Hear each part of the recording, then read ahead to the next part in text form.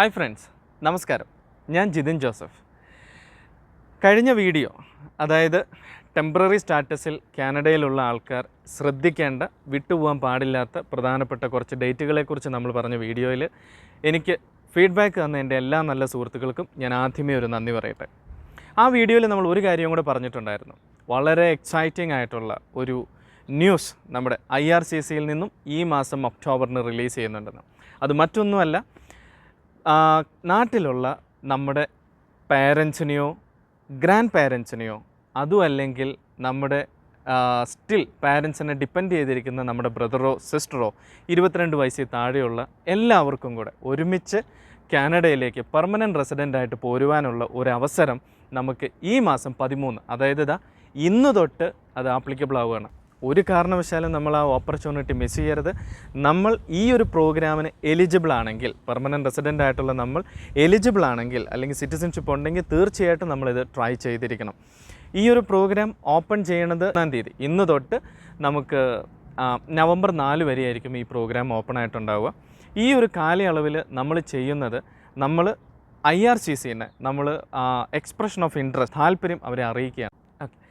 എലിജിബിളായ permanent റെസിഡൻസിനും സിറ്റിസൺസിനും എല്ലാവർക്കും expression of interest submit ചെയ്യാൻ നമുക്ക് ഈ 4-ാം തീയതി വരെ 3 ആഴ്ച നമുക്ക് സമയമുണ്ട്.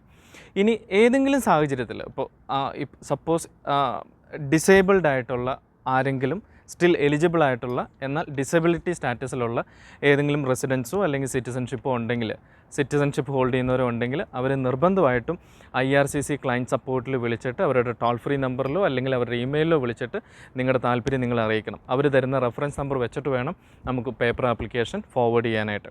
പിന്നെ ഏറ്റവും വലിയൊരു ഗുഡ് ന്യൂസ് എന്താണെന്ന് വെച്ചാൽ, ഇതിൽ എലിജിബിലിറ്റി കാൽക്കുലേറ്റ് ചെയ്യുന്നതിൽ വളരെ പ്രധാനപ്പെട്ട ഒരു കാര്യമാണ് ആപ്ലിക്കേഷൻ ഡേറ്റിൻ്റെ തൊട്ട് പുറകിലുള്ള 3 വർഷങ്ങൾ. അത് ഇപ്പോൾ ഫോർ എക്സാമ്പിൾ 2020 ആണെങ്കിൽ 2019 ആൻഡ് 2018. 2018 തൊട്ട് ആപ്ലിക്കേഷൻ വരെയുള്ള 3 വർഷങ്ങൾ നമ്മുടെ ഇൻകം കണ്ടിന്യൂസ് ആയിട്ട് കൂടി വരണം. മിനിമം ഉണ്ട്, മിനിമം ലെവലുണ്ട്. ആ മിനിമത്തിൽ നിന്ന് നമ്മൾക്ക് കൂടി വരുന്ന ഒരു ട്രെൻഡായിരിക്കണം ഉണ്ടായിരിക്കേണ്ടത്. പക്ഷേ ഈ വർഷം നമുക്കറിയാം, കോവിഡ് സിറ്റുവേഷനിൽ നമുക്ക് ഒരു പ്രിവിലേജ് ഗവൺമെൻറ് IRCC അനൗൺസ് ചെയ്തിട്ടുണ്ട്.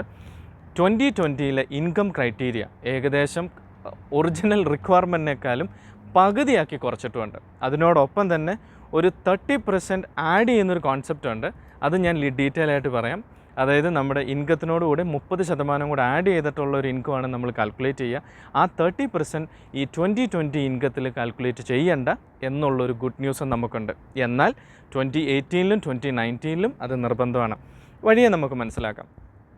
പിന്നെ നമുക്ക് ഈ വർഷം ഇൻടേക്ക് ഉള്ളത്, അതൊന്ന് പ്രത്യേകം ശ്രദ്ധിക്കണം. നമുക്ക് ആപ്ലിക്കേഷൻ ആരൊക്കെ, അതായത് നമുക്ക് എക്സ്പ്രഷൻ ഓഫ് ഇൻട്രസ്റ്റ് നമ്മൾ ആരൊക്കെ സബ്മിറ്റ് ചെയ്യുന്നു അതിൻ്റെ അകത്തുനിന്ന് പൊട്ടൻഷ്യൽ സ്പോൺസേഴ്സിന് ഇൻവിറ്റേഷൻ വരും.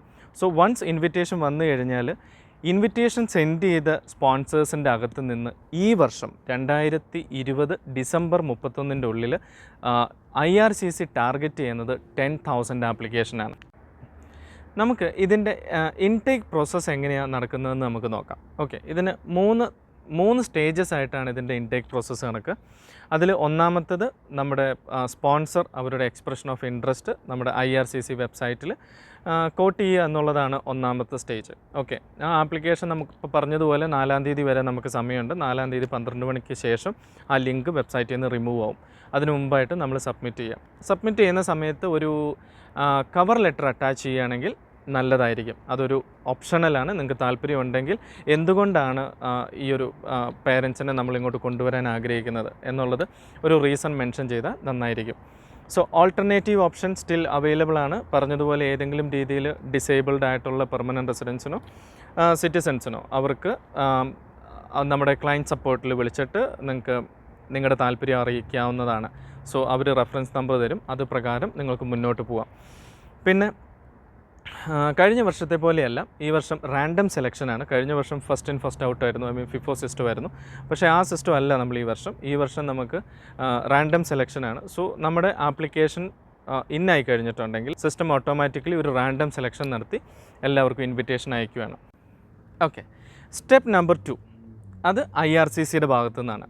വൺസ് എൻഡ് ഓഫ് November 4 12 മണിക്ക് ശേഷം ലിങ്ക് റിമൂവ് ചെയ്ത ശേഷം IRCCയുടെ ഭാഗത്തു നിന്ന് നമ്മൾ സബ്മിറ്റ് ചെയ്ത മീൻസ് സ്പോൺസർഷിപ്പ് എല്ലാത്തിൻ്റെ വെരിഫിക്കേഷൻ നടക്കും. അതിൽ ഡ്യൂപ്ലിക്കേറ്റ് എൻട്രീസ് ഉണ്ടെങ്കിൽ അതെല്ലാം റിമൂവ് ചെയ്ത ശേഷം, ഡ്യൂപ്ലിക്കേറ്റ് എൻട്രീസ് സാധ്യതയുണ്ട്, കാരണം പറഞ്ഞാൽ ചില ആൾക്കാർ 1, 2, 3 ആപ്ലിക്കേഷനൊക്കെ ഇടുന്നതായിട്ടൊക്കെ ഞാൻ കേട്ടിട്ടുണ്ട്. സോ അങ്ങനെയുള്ള എന്തെങ്കിലും സംഭവിച്ചിട്ടുണ്ടെങ്കിൽ എല്ലാ ഡ്യൂപ്ലിക്കേഷനും ഏതെങ്കിലും പോസിബിൾ എറേഴ്സ് ഉള്ള കേസസ് എല്ലാം തന്നെ റിമൂവ് ചെയ്ത ശേഷം ദെൻ 1 റൗണ്ട് ഓഫ് ഇൻവിറ്റേഷൻ ഈ ഡിസംബറിന് മുമ്പായിട്ട് ഇഷ്യൂ ചെയ്യും. അതിൽ 10,000 ഇൻടേക്ക് ആയിരിക്കും ഉണ്ടാവുക. ഇനി പ്രത്യേകം ശ്രദ്ധിക്കേണ്ടത് എന്താണെന്ന് വെച്ചാൽ, വൺസ് നമുക്കൊരു ഇൻവിറ്റേഷൻ കിട്ടിക്കഴിഞ്ഞാൽ പിന്നെ ആ ഇൻവിറ്റേഷൻ നമുക്ക് ട്രാൻസ്ഫർ ചെയ്യാനുള്ള ഒരു ഓപ്ഷൻ ഇല്ല. സാധ്യത എന്താണെന്ന് വെച്ചാൽ, വൺസ് ഇൻവിറ്റേഷൻ വന്നു കഴിയുമ്പോൾ ഒരു പക്ഷേ നമ്മുടെ മൈൻഡ് ചിലപ്പോൾ ചേഞ്ച് ചെയ്തേക്കാം. ഒരുപക്ഷെ സ്പൗസ് അല്ലെങ്കിൽ ഭാര്യയോ ഭർത്താവോ തമ്മിൽ ആവശ്യപ്പെട്ടേക്കാം, എൻ്റെ പാരൻസിനെയും കൂടി ഇങ്ങോട്ട് കൊണ്ടുവരണം. സോ ആ ഒരു ഓപ്ഷൻ നമുക്ക് തൽക്കാലം പോസിബിൾ അല്ല. ഇൻവിറ്റേഷൻ ഇഷ്യൂ ചെയ്യുന്നത് നമ്മുടെ മെയിൻ പ്രിൻസിപ്പൽ ആപ്ലിക്കൻ്റ് അല്ല, സ്പോൺസറായിട്ട് ആപ്ലിക്കേഷൻ കൊടുത്തിട്ടുള്ള അവരുടെ ഡയറക്റ്റ് പാരൻസിനെയാണ്. നമുക്ക് ഇൻ-ലോസിനെ നമുക്ക് സ്പോൺസർ ചെയ്യാനുള്ള റൈറ്റ്സ് ഇല്ല. സോ ഡയറക്റ്റ് പാരൻസിനെ മാത്രമേ നമുക്ക് സ്പോൺസർ ചെയ്യാൻ പറ്റത്തുള്ളൂ. ഓക്കെ, സ്റ്റെപ്പ് നമ്പർ 3 അത് വീണ്ടും നമ്മുടെ ഭാഗത്തേക്ക് തന്നെ വരുവാണ്. അവിടെ നമ്മൾ ഇൻവിറ്റേഷൻ കിട്ടിയ സ്പോൺസേഴ്സ് തുടർന്ന് വരുന്ന 60 ദിവസത്തിൻ്റെ ഉള്ളിൽ, 60 ദിവസത്തിൻ്റെ ഉള്ളിൽ നമുക്കിട്ട് ആവശ്യമുള്ള ഡോക്യുമെൻറ്റ്സ്, IIM കുറച്ച് ഡോക്യുമെൻറ്റ്സ് ഉണ്ട്, ആവശ്യപ്പെടുവാണെങ്കിൽ ആ ഡോക്യുമെൻറ്റ്സിൻ്റെ ലിസ്റ്റ് ഞാൻ തീർച്ചയായിട്ടും നിങ്ങൾ മെയിൽ ID വെച്ചിട്ട് താഴെ കമൻറ്റ് ഇട്ടാൽ മതി, ഞാൻ ഷെയർ ചെയ്യാം. ആ ഡോക്യുമെൻറ്റ്സ് എല്ലാം വൃത്തിയായിട്ട് ഫില്ല് ചെയ്ത് 60 ദിവസത്തിനുള്ളിൽ നമ്മൾ സബ്മിറ്റ് ചെയ്യുക എന്നുള്ളതാണ്. ഇവിടെ നമ്മൾ ശ്രദ്ധിക്കേണ്ട ഒരു കാര്യം എന്താണെന്ന് വെച്ചാൽ, IRCC ഫയൽ റിസീവ് ചെയ്ത ശേഷം ഈ 60 ദിവസത്തിൻ്റെ ഉള്ളിൽ നമുക്ക് ഡോക്യുമെൻറ്റ്സ് എല്ലാം വെരിഫൈ ചെയ്ത് ഏതെങ്കിലും ഡോക്യുമെൻറ്റ് മിസ്സിംഗ് ആണെന്നോ അല്ലെങ്കിൽ കറക്ഷൻ എന്തെങ്കിലും ഉണ്ടെങ്കിൽ അവർ നിങ്ങൾക്കൊരു 30 days അഡീഷണലായിട്ട് ഗ്രാൻറ്റ് ചെയ്യും ഡോക്യുമെൻറ്റ്സ് സബ്മിറ്റ് ചെയ്യാൻ. അപ്പോൾ ഈ ഡോക്യുമെൻറ്റ്സ് സബ്മിറ്റ് ചെയ്യുന്ന സമയത്ത് എഗെയിൻ നമുക്കൊരു കോവിഡ് ഒരു റീസൺ ആവുകയാണെങ്കിൽ നമുക്ക് ഈ 30 days അകത്തും സബ്മിറ്റ് ചെയ്യാൻ പറ്റുന്നില്ലെങ്കിൽ നമുക്കൊരു അനദർ 60 days കൂടെ നമുക്ക് പാസ്സാവും. പക്ഷേ പ്രത്യേകം ശ്രദ്ധിക്കേണ്ട ഒരു കാര്യം എന്താണെന്ന് വെച്ചാൽ, ഈ എൻറ്റയർ പ്രോഗ്രാം 150 days മുകളിൽ ഇത് എക്സിസ്റ്റ് ചെയ്യുകയില്ല. എന്ന് വെച്ചാൽ ഫ്രം ദ ഡേറ്റ് ഓഫ് നിങ്ങൾക്ക് ഇൻവിറ്റേഷൻ വന്ന അന്ന് തൊട്ട് തുടർന്ന് വരുന്ന 150 ദിവസത്തിനുള്ളിൽ നിങ്ങളുടെ ആപ്ലിക്കേഷൻ കംപ്ലീറ്റ് ചെയ്തിട്ടുണ്ടാവണം. 150 days കഴിഞ്ഞിട്ടുണ്ടെങ്കിൽ your application will not be processed, അത് റിജക്റ്റഡ് മോഡിലേക്ക് റിജക്ഷനായിട്ട് മാറും. ഈ 3 പ്രോസസ്സ് നമ്മൾ മനസ്സിലാക്കി കഴിയുമ്പോഴും അതിനോട് ആഡ് ചെയ്തിട്ട് വളരെ പ്രധാനപ്പെട്ട ഒരു കാര്യവും കൂടെ ഞാൻ പറയുകയാണ്. അതായത് ഇൻവിറ്റേഷൻ 10,000 ആണ് നമ്മുടെ ക്യാപ്പെങ്കിലും ഇൻവിറ്റേഷൻ മോർ ദാൻ 10,000 ഉണ്ടാവും. എല്ലാവരും ഇൻവിറ്റേഷൻ കിട്ടിയെങ്കിലും സ്പോൺസർഷിപ്പ് ഈ വർഷം തന്നെ ചെയ്യണമെന്ന് നിർബന്ധമില്ല. സോ 60 days കഴിയുമ്പോൾ ആ ഇൻവിറ്റേഷൻ ക്യാൻസലും ആയിപ്പോവും. സോ നമ്മൾ പ്രത്യേകം മനസ്സിലാക്കേണ്ടത് എന്താണെന്ന് വെച്ചാൽ, എത്ര പെട്ടെന്ന് നിങ്ങൾക്ക് ഡോക്യുമെൻ്റ് സബ്മിറ്റ് ചെയ്യാൻ പറ്റുമോ അത്രയും പെട്ടെന്ന് ഡോക്യുമെൻ്റ് സബ്മിറ്റ് ചെയ്യണം. കാരണം ഈ വർഷത്തെ ടാർഗറ്റ് ആയിട്ടുള്ള 10,000 ഡിസംബറിനുള്ളിൽ എപ്പോൾ എത്തുന്നോ അവരന്നേരം പിന്നെ പുതിയ ആപ്ലിക്കേഷൻ റിസീവ് ചെയ്യുന്നത് സ്റ്റോപ്പ് ചെയ്യും. അഥവാ നിങ്ങൾ ആപ്ലിക്കേഷൻ സബ്മിറ്റ് ഈ 10,000 ശേഷമാണ് നിങ്ങളുടെ ആപ്ലിക്കേഷൻ വരുന്നതെങ്കിൽ ശ്രദ്ധിക്കേണ്ടത് എന്നാന്ന് വെച്ചാൽ അത് 2021 ബക്കറ്റിലേക്ക് ഹോൾഡ് ചെയ്യും. സോ 2021 എത്രയാണോ ടാർഗറ്റ് ആ ടാർഗറ്റിലേക്ക് ഇത് ആക്സെപ്റ്റ് ചെയ്യുള്ളൂ. പിന്നെ 2, ഇൻവിറ്റേഷൻ നമുക്ക് കിട്ടിയിട്ടില്ലെങ്കിലും നമ്മൾ ടെൻഷൻ അടിക്കേണ്ട കാര്യമില്ല. കാരണം പറഞ്ഞാൽ IRCC വളരെ വ്യക്തമായിട്ട് പറയുന്നുണ്ട്, 2021 ഈ പ്രോഗ്രാം റിലീസ് ചെയ്യുന്ന സമയത്ത് ഇൻവിറ്റേഷൻ കിട്ടാത്ത ആളുകളെയും നമ്മൾ അതിൻ്റെ ഉള്ളിൽ കൺസിഡർ ചെയ്യുന്നുണ്ട്. സോ പിന്നെ ഒരു കാര്യം കൂടെ ശ്രദ്ധിക്കേണ്ടത്, വൺസ് ഇൻവിറ്റേഷനും കിട്ടി നമ്മൾ ഡോക്യുമെൻറ്റും സബ്മിറ്റ് ചെയ്ത് കഴിഞ്ഞു. So everything is clear. ഇനി നിങ്ങൾക്ക് ഏതെങ്കിലും കാരണവശാൽ ഈ ഒരു സ്പോൺസർഷിപ്പ് നിങ്ങൾക്ക് വിഡ്രോ ചെയ്യണമെന്നുണ്ടെങ്കിൽ അത് ഡിസിഷൻ ആവുന്നതിന് മുമ്പേ ചെയ്യണം. കാരണം പറഞ്ഞാൽ ഇതിൻ്റെ ഉള്ളൊരു അണ്ടർടേക്കിംഗ് പ്രോസസ്സുണ്ട്. ആ പ്രോസസ്സ് വൺസ് നിങ്ങളുടെ ഫയൽ അപ്രൂവായി അവർക്ക് പെർമനൻറ്റ് റെസിഡൻസി ഗ്രാൻഡ് ചെയ്താൽ അതോടുകൂടിയിട്ട് അണ്ടർടേക്കിംഗ് ഇഫക്റ്റീവ് ആവും. അതെന്താണെന്നുള്ളത് ഞാൻ തുടർന്ന് പറയാം. സോ അതുകൊണ്ട് നിങ്ങൾക്ക് എമർജൻസി നിങ്ങൾക്ക് ഫയൽ വിഡ്രോ ചെയ്യണമെന്നുണ്ടെങ്കിൽ ഡിസിഷൻ ആവുന്നതിന് മുന്നേ നിങ്ങൾ നമ്മുടെ കേസ് പ്രോസസ്സിംഗ് സെൻറ്ററിലേക്ക് നിങ്ങൾ ഇൻഫർമേഷൻ അയക്കണം. അത് വെബ് ഫോം വഴി നമ്മൾ അറിയിച്ചാൽ മതി. ഇത്രയാണ് പ്രധാനമായിട്ടും നമ്മൾ ഈ ഒരു പ്രോഗ്രാം മനസ്സിലാക്കുമ്പോൾ ഇതിൻ്റെ ഗൈഡ് ലൈൻസ് ആയിട്ടും സ്റ്റെപ്സ് ആയിട്ടും നമ്മൾ മനസ്സിലാക്കേണ്ടത്. ഇനി നമുക്ക് നോക്കേണ്ടത് എന്താണെന്ന് വെച്ചാൽ, ആരാണ് സ്പോൺസർ, ആരാണ് ആപ്ലിക്കൻറ്റ്? ഈ 2 ആളുകളാണ് ഇതിൻ്റെ ഉള്ളിൽ ഇൻവോൾവ് ചെയ്തിട്ടുള്ളത്. സോ അതിലേക്ക് നമുക്കൊന്ന് മനസ്സിലാക്കാം. സ്പോൺസറിൻ്റെ എലിജിബിലിറ്റി പരിശോധിക്കുമ്പോൾ 5 കാര്യങ്ങളാണ് സ്പോൺസർ മീറ്റ് ചെയ്യേണ്ടത്. അതിൽ ഒന്നാമത്തെ കാര്യം he must be 18 or plus. രണ്ടാമത്തെ കാര്യം കനേഡിയൻ പെർമനൻറ്റ് റെസിഡൻറ്റോ അല്ലെങ്കിൽ സിറ്റിസണോ ആയിരിക്കണം. മൂന്നാമത്തെ കാര്യം അദ്ദേഹം ആപ്ലിക്കേഷൻ സബ്മിറ്റ് ചെയ്യുന്ന സമയത്ത്, ഇൻവിറ്റേഷൻ്റെ സമയത്തല്ല, ആപ്ലിക്കേഷൻ കൊടുക്കുന്ന സമയത്ത് he must be reside in Canada. Outside Canada ആവാൻ പാടില്ല. അങ്ങനെയാണെങ്കിൽ നമുക്ക് നോർമൽ വേയിൽ സബ്മിറ്റ് ചെയ്യാൻ പറ്റില്ല. നമുക്ക് H&C ഡിപ്പാർട്ട്മെൻറ്റ് വഴി മാത്രമേ നമുക്ക് സബ്മിറ്റ് ചെയ്യാൻ പറ്റത്തുള്ളൂ. സോ നാലാമത്തെ condition, sponsor must be willing to sign undertaking. Undertaking എന്ന് പറയുന്ന ഒരു ബിഗ് കോൺസെപ്റ്റ് ഉണ്ട്. അത് സൈൻ ചെയ്യാൻ സ്പോൺസർ വില്ലിംഗ് ആയിരിക്കണം. അഞ്ചാമത്തെ factor that is minimum necessary income. അത് സ്പോൺസർ മീറ്റ് ചെയ്തിട്ടുണ്ടാവണം. ഇനി പ്രത്യേകം ശ്രദ്ധിക്കേണ്ട ഒരു കാര്യം എന്താണെന്ന് വെച്ചാൽ, നമുക്ക് അണ്ടർടേക്കിംഗ് വഴി എന്തെങ്കിലും ഡിഫോൾട്ട് നേരത്തെ ഉണ്ടെങ്കിൽ, സ്പോൺസർക്ക് ഒരു ഡിഫോൾട്ട് മാർക്ക് ചെയ്തിട്ടുണ്ടെങ്കിൽ നമുക്ക് സ്പോൺസർഷിപ്പ് ആപ്ലിക്കേഷൻ സബ്മിറ്റ് ചെയ്യാൻ പറ്റില്ല. ഈ ഡിഫോൾട്ട് എന്ന് പറയുന്നത്, നമ്മൾ ഒരു പാരൻസിനെയോ അല്ലെങ്കിൽ നമ്മൾ നേരത്തെ കഴിഞ്ഞ വീഡിയോയിൽ പറഞ്ഞ പോലെ ഒരു വിസിറ്ററെയോ ആരെങ്കിലും നമ്മൾ കാനഡയിലേക്ക് സ്പോൺസർ ചെയ്ത് കഴിയുമ്പോൾ അവരുടെ ഭാഗത്തുനിന്ന് വരുന്ന ചെറിയ തെറ്റുകൾ, അല്ലെങ്കിൽ അവർ ഇപ്പോൾ സപ്പോസ് ഏതെങ്കിലും സോഷ്യൽ ബെനിഫിറ്റ്സോ അല്ലെങ്കിൽ പ്രൊവിൻഷ്യൽ ഗവൺമെൻറ്റിൻ്റെ അടുത്തുനിന്ന് ഏതെങ്കിലും രീതിയിലുള്ള മോണിറ്ററി ബെനിഫിറ്റോ അവർ ക്ലെയിം ചെയ്ത് കഴിഞ്ഞിട്ടുണ്ടെങ്കിൽ അത് ആസ് എ പെർമനൻറ്റ് റെസിഡൻറ്റ് അവർക്ക് അവകാശപ്പെട്ടത് തന്നെയാണ്, ഒരു മാറ്റവും ഇല്ല.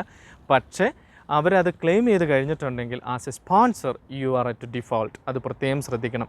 അങ്ങനെ എന്തെങ്കിലും ബെനിഫിറ്റ് പ്രീവിയസ് എൻ്റെ സ്പോൺസർഷിപ്പിൽ ഉണ്ടെങ്കിൽ, ഓക്കെ, അങ്ങനെ എന്തെങ്കിലും ഉണ്ടെങ്കിൽ അത് ക്ലിയർ ചെയ്ത ശേഷം മാത്രമേ നമുക്ക് പുതിയ സ്പോൺസർഷിപ്പ് ആപ്ലിക്കേഷൻ ചെയ്യാനായിട്ട് സാധിക്കത്തുള്ളൂ.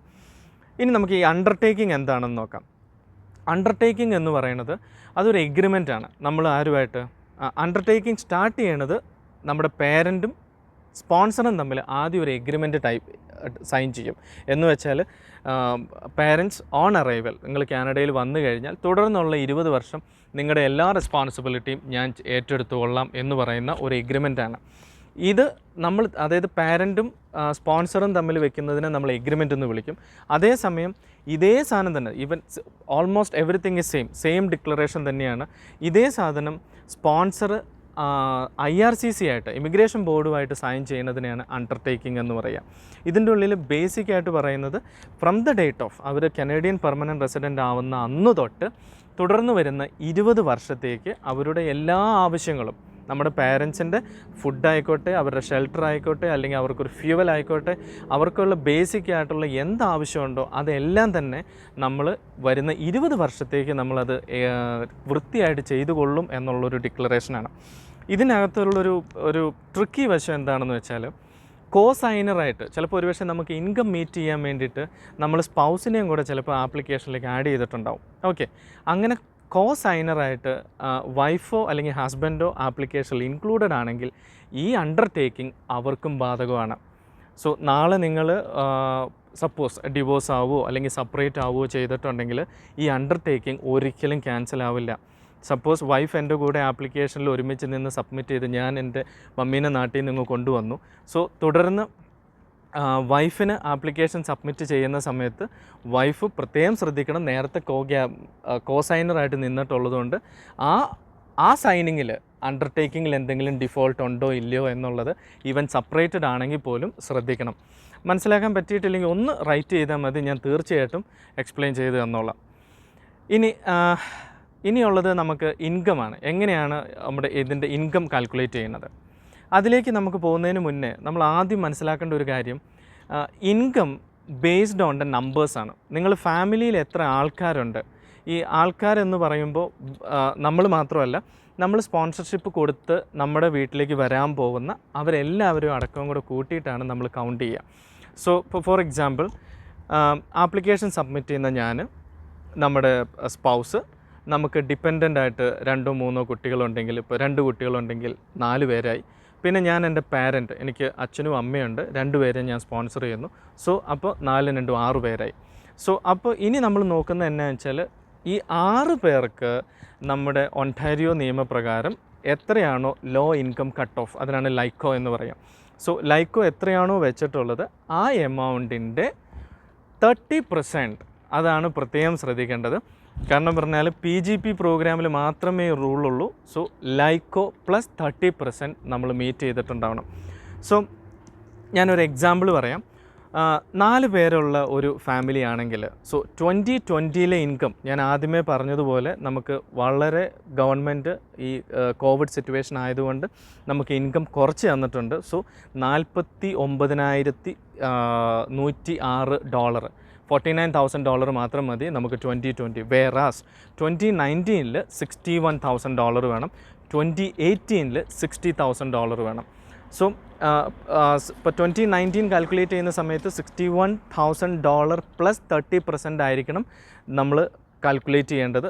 അത് 30% കാൽക്കുലേറ്റ് ചെയ്തിട്ടുള്ളൊരു വാല്യൂ അല്ല ഈ തന്നിരിക്കുന്നത്. This is Lyco. ഈ ലൈക്കോ പ്ലസ് 30% ആണ്. 2020 ഇൻകം കാൽക്കുലേറ്റ് ചെയ്യുന്ന സമയത്ത് മാത്രം നമുക്ക് ലൈക്കോ ലൈക്കോ പ്ലസ് 30% ആപ്ലിക്കബിൾ അല്ല. സ്ട്രെയിറ്റ് എത്രയാണോ ലൈക്കോയിൽ എത്ര ഇൻകം ആണോ പറഞ്ഞിരിക്കുന്നത് ആ ഇൻകം മാത്രം കാൽക്കുലേറ്റ് ചെയ്താൽ മതി. ഓക്കെ. സോ ഇനി ശ്രദ്ധിക്കേണ്ടത് എന്താണെന്ന് വെച്ചാൽ ഫാമിലി സൈസ് ഒരുപക്ഷെ ചിലപ്പോൾ ചേഞ്ച് ചെയ്യാം ഈ ആപ്ലിക്കേഷൻ പ്രോസസ്സിൽ. ചിലപ്പോൾ ഫാമിലി സൈസ് കൂടിയേക്കാം, ചിലപ്പോൾ കുറയുന്ന സാഹചര്യം ഉണ്ടായേക്കാം. ഓക്കെ. സോ അങ്ങനെ എന്തെങ്കിലും സംഭവിച്ചിട്ടുണ്ടെങ്കിൽ ഡിപ്പെൻസ്. കൂടുവാണെങ്കിൽ നിങ്ങളുടെ MNI എഗെയിൻ മിനിമം ഇൻകം വീണ്ടും കൂടും, കുറയുവാണെങ്കിൽ അതിനനുസരിച്ച് കുറഞ്ഞും കിട്ടും. ചേഞ്ചസ് വെബ് ഫോം ഉപയോഗിച്ച് നമ്മൾ IRCCനെ അറിയിക്കുക തന്നെ വേണം. ഇനി നമുക്ക് ഇത്രയാണ് ഒരു സ്പോൺസർക്ക് വേണ്ട മിനിമം കാര്യങ്ങൾ. അദ്ദേഹത്തിൻ്റെ എലിജിബിലിറ്റിയിൽ ഈ രണ്ട് കാര്യങ്ങൾ ഇമ്പോർട്ടൻ്റ് ആയിട്ടുള്ളൂ. അതായത് അണ്ടർടേക്കിംഗ് സൈൻ ചെയ്യുക, 2 ഈ മിനിമം നെസസറി ഇൻകം ശ്രദ്ധിക്കുക. ലൈക്കോ പ്ലസ് 30% ആയിരിക്കണം. എനിക്ക് 1-2 സുഹൃത്തുക്കൾ എന്നെ വിളിച്ചിരുന്നു ഈ പ്രോഗ്രാം ചോദിച്ച്. അവരെന്നോട് പറഞ്ഞത് അവർ ലൈക്കോ മാത്രമേ കാൽക്കുലേറ്റ് ചെയ്തിട്ടുള്ളൂ. പക്ഷേ ലൈക്കോ മാത്രമല്ല, ലൈക്കോ പ്ലസ് 30% ആയിരിക്കണം എന്നുള്ളത് വീണ്ടും ഓർക്കുക.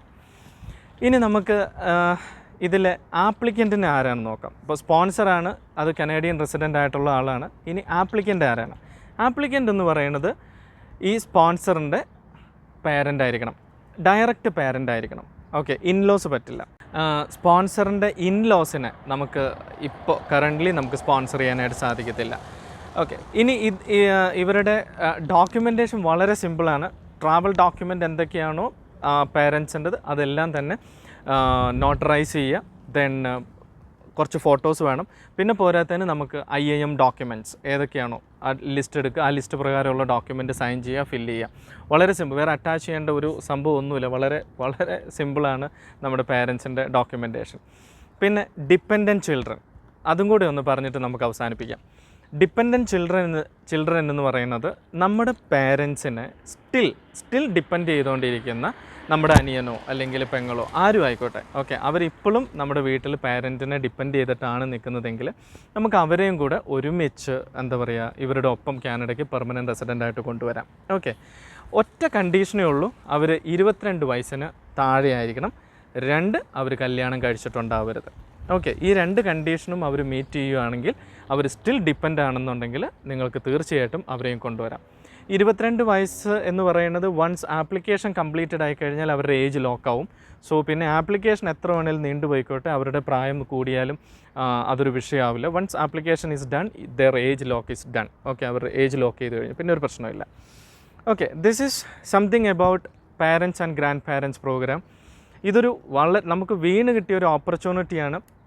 ഈ ഒരു സിറ്റുവേഷനിൽ, അതായത് കോവിഡ് സിറ്റുവേഷനിൽ മിനിസ്റ്റർ പറഞ്ഞതുപോലെ കാനഡ ഇപ്പോൾ ഏറ്റവും അധികം ഇമ്പോർട്ടൻസ് കൊടുക്കുന്നത് ഫാമിലി റീയൂണിഫിക്കേഷനാണ്. അതായത് ഒരുപാട് ഇമിഗ്രേഷൻ ഷോർട്ട് വന്നിട്ടുണ്ട് ഈ വർഷം. ഒരുപാട് നമ്മുടെ ടാർഗറ്റിൽ നിന്നൊക്കെ വളരെയധികം കുറവാണ്. ഈവൻ സ്റ്റുഡൻറ്റ് പ്രോഗ്രാം ആയിക്കോട്ടെ, എൻറ്റയർ ഇമിഗ്രേഷൻ പ്രോഗ്രാംസ് ആയിക്കോട്ടെ, എല്ലാം ഷോർട്ടാണ്. പക്ഷേ എന്നിരുന്നാൽ പോലും ഈ PGP ഇപ്പോൾ ഓപ്പൺ ചെയ്യാനുള്ള കാരണം നമ്മുടെ ഇവിടെ റിസൈഡ് ചെയ്യുന്ന കനേഡിയൻസിന് അവരുടെ പേരൻസ് നാട്ടിലുണ്ടെങ്കിൽ അവർ ചിലപ്പോൾ പല സിറ്റുവേഷൻ കൊണ്ട് സ്ട്രഗിൾ ചെയ്യുന്നവരുണ്ടെങ്കിൽ അവർക്ക് റീയൂണിയൻ ചെയ്യാനായിട്ടുള്ളൊരു ഓപ്ഷനാണ് ഇപ്പോൾ കിട്ടിയിരിക്കുന്നത്. മാക്സിമം ഈ ഓപ്പർച്യൂണിറ്റി ഉപയോഗിക്കുക. സോ ആദ്യത്തെ 10,000-ൽ കയറി കൂടാനായിട്ട് ശ്രമിക്കുക. ഓക്കെ. എന്ത് സംശയങ്ങളുണ്ടെങ്കിലും താഴെ പോസ്റ്റ് ചെയ്യുക, നിങ്ങൾക്ക് ഞാൻ റീച്ചബിൾ ആയിരിക്കും. So wish you all the best. ഇന്ന് തൊട്ട് നവംബർ 4-ാം തീയതിക്കുള്ളിൽ എക്സ്പ്രഷൻ സബ്മിറ്റ് ചെയ്തോളുക. ഇന്ന് രാവിലെ നമ്മുടെ 12 മണിയാകുമ്പോഴത്തേക്കും ലിങ്ക് അപ്ഡേറ്റ് ആവും. Okay. Thank you. Bye bye.